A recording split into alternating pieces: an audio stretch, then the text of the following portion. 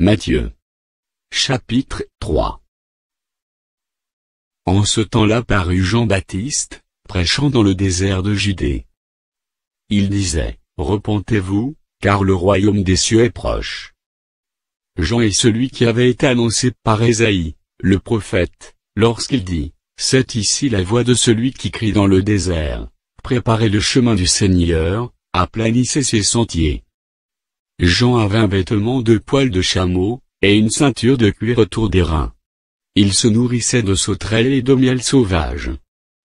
Les habitants de Jérusalem, de toute la Judée et de tout le pays des environs du Jourdain, se rendaient auprès de lui, et, confessant leurs péchés, ils se faisaient baptiser par lui dans le fleuve du Jourdain.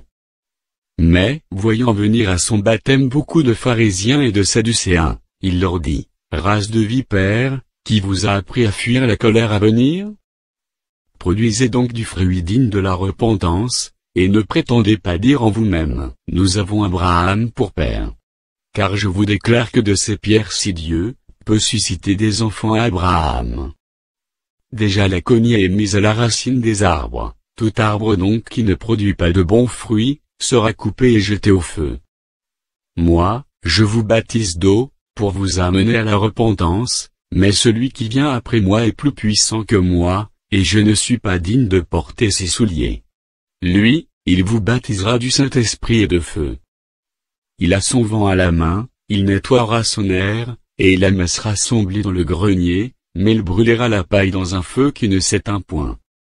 Alors Jésus vint de la Galilée au Jourdain vers Jean, pour être baptisé par lui. Mais Jean s'y opposait, en disant, c'est moi qui ai besoin d'être baptisé par toi, et tu viens à moi. Jésus lui répondit, laisse faire maintenant, car il est convenable que nous accomplissions ainsi tout ce qui est juste. Et Jean ne lui résista plus.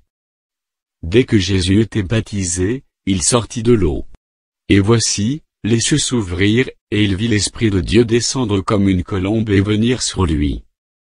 Et voici, une voix fit entendre des cieux ces paroles, celui-ci est mon Fils bien-aimé, en qui j'ai mis toute mon affection.